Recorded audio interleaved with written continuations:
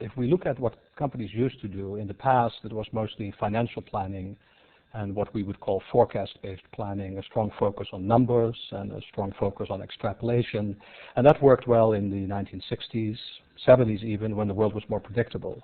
What increasingly is the case in many industries, I'm sure yours is one, is that lots of change is happening. And it's not just a matter of getting better data about how customers behave, what's going on with channels, what competitors are doing. The real question is to rethink the business model entirely, whether that's due to e-commerce, or it's due to globalization, or it's due to new technological innovations.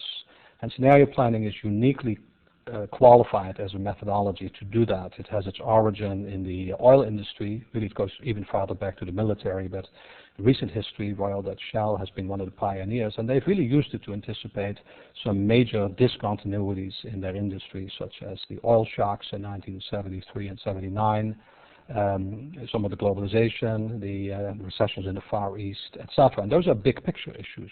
But you can also use it for much more specific questions about your markets, your channels, and your customers.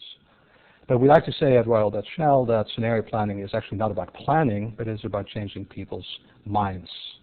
And we all have a mindset, and this mindset filters information. What we read, what we hear, we make sense of that through what psychologists call mental models or scripts or schemata. And sometimes these have to be readjusted and realigned, and that's what scenario planning especially tries to accomplish. A good example would be if you are rehearsing a trip that you will want to make back to the office or back home, as you mentally start to think through that future and you realize that a certain exit may be blocked, and then when you're actually in your car and you're driving, having rehearsed literally the scenario for the future, you have in a sense developed a memory for the future. And as a consequence, you will be able to pick up what we call weak signals, information that tells you that the world in fact has changed and that you should adjust. So you may have the radio on, and amid all the clutter and the other things that are competing for your attention, you may suddenly hear this message that exit 81 has been an accident.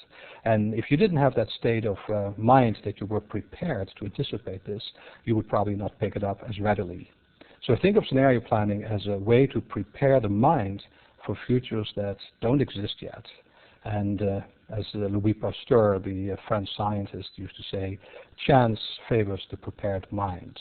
And the question I would ask you and your company is, how prepared are you? Will chance favor you, or will it disfavor you because you're looking at new information through old lenses? If that's the case, I think you should try scenario planning on for size.